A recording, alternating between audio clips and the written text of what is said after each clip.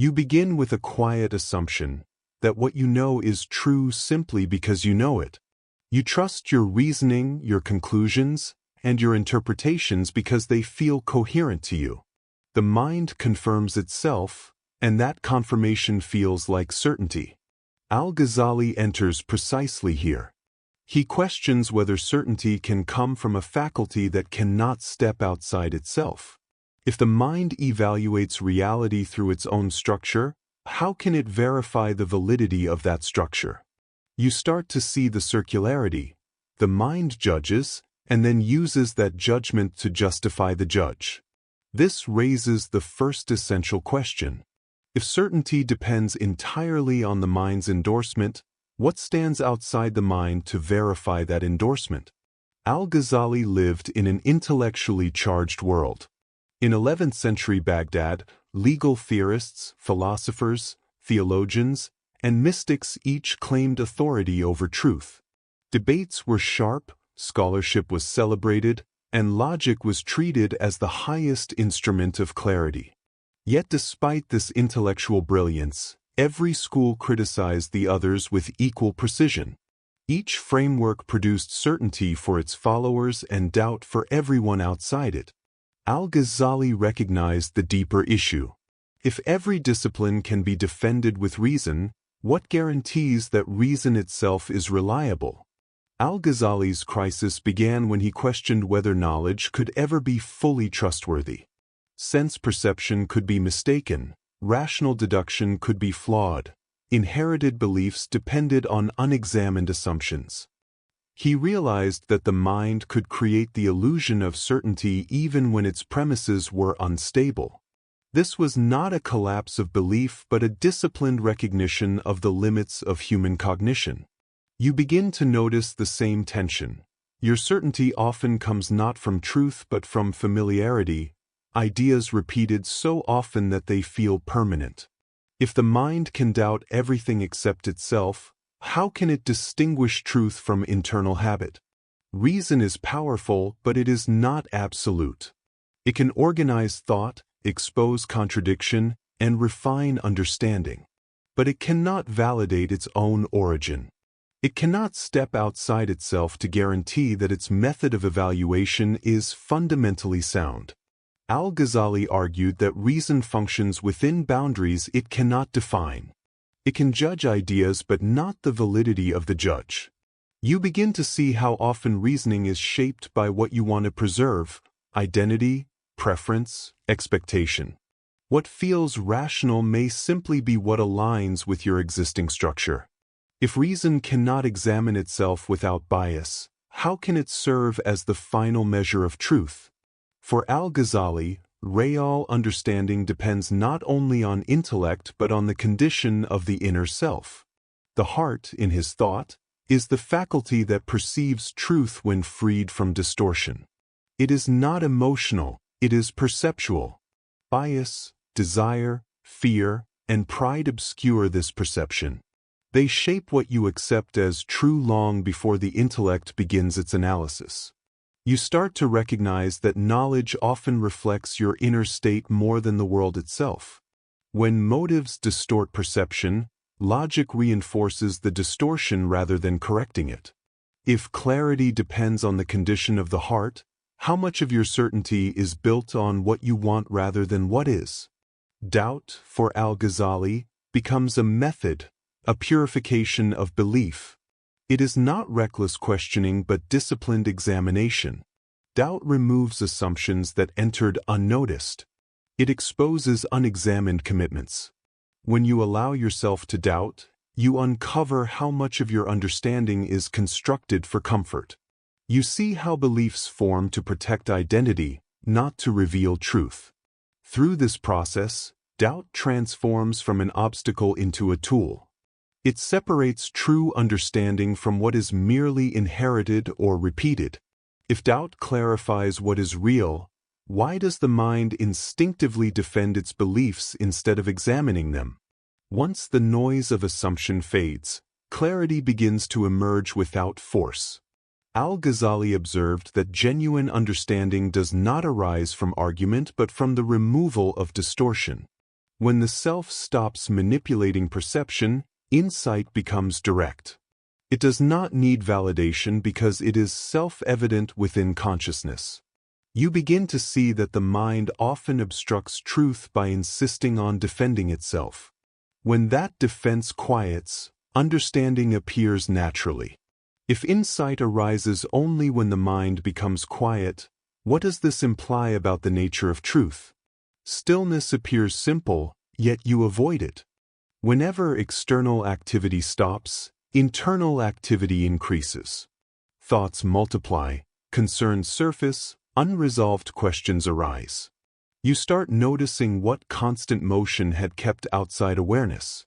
Al-Ghazali explains that stillness threatens the self because it removes distraction. Without activity, you confront what you have postponed: unexamined motives, inconsistencies in reasoning, subtle forms of self-deception. You see that the mind often seeks movement not for productivity but for escape. It avoids stillness because stillness reveals what movement hides. As you observe this, you recognize that restlessness is not caused by silence. It is exposed by silence. Stillness is not empty.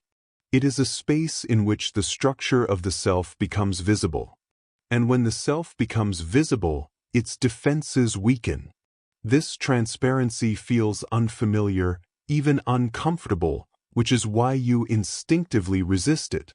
If stillness exposes the truth of the self, why does the self insist on avoiding the conditions that reveal it? You believe your thoughts belong to you, that you generate them intentionally. But when you watch the mind carefully, you notice how many thoughts appear automatically. They arise without permission and move without direction. Al-Ghazali recognized this long before psychology formalized it. The mind often produces the very disturbances it later tries to escape. It creates narratives, fears, expectations, and then struggles against what it created. You see the cycle. The mind generates noise, interprets the noise as external, then seeks relief through distraction. What you called control was simply identification with whatever thought appeared first. What you called choice was often reaction. Stillness exposes this illusion. When you observe thought without acting on it, you see that you are not the author of most mental activity. Thought is a process, not a possession. If thoughts arise on their own, who is the you that feels burdened by them? Al-Ghazali insisted that intellectual clarity cannot be separated from ethical clarity. When motion stops and motives become visible, you confront the real sources of many of your judgments. You see how pride shapes conclusions. You see how self-protection disguises itself as rational analysis. You see how the desire for approval or superiority influences what you accept as logical. Stillness becomes a moral mirror. It shows whether the mind is serving truth or serving identity. Al-Ghazali viewed purification of the heart as the refinement of motive. Not ritual, not symbolism, but the disciplined honesty of examining why a thought is appealing or why a belief is comfortable. When you recognize that reasoning is often guided by hidden motives, you realize that intellectual error is frequently ethical before it is logical. If clarity requires confronting these motives, why does the self cling to them even when they distort truth? Analysis can refine thought, but it cannot reveal truth by itself. There comes a moment when inquiry shifts from thinking to seeing, not sensory seeing, but direct observation of the mind's movement. Al-Ghazali describes this transition as the moment the seeker steps back from thought and becomes aware of thought as an event rather than an identity. You begin noticing how thoughts arise, how they linger, how they fade. You see patterns you never saw because you were inside them rather than observing them. This distance creates clarity. The mind becomes transparent. You no longer feel the need to defend every thought because you no longer believe every thought belongs to you. Through this shift, insight becomes natural. Not as a conclusion, but as a recognition. If the mind can be observed as an object, what is the nature of the one who observes it? Al-Ghazali argued that truth does not depend on verbal proof once the inner faculties are aligned. When distraction fades and motives settle, understanding becomes direct. This is not a mystical leap. It is a form of precision. The mind no longer distorts what is seen. The heart no longer filters perception through desire. Reason functions without interference. You begin to realize that clarity was not created. It was concealed by noise. When the noise disappears, truth is simply recognized.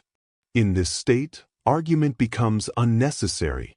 Insight requires no justification because it is not built on conjecture. It is immediately self-evident. The most convincing proof is the absence of distortion.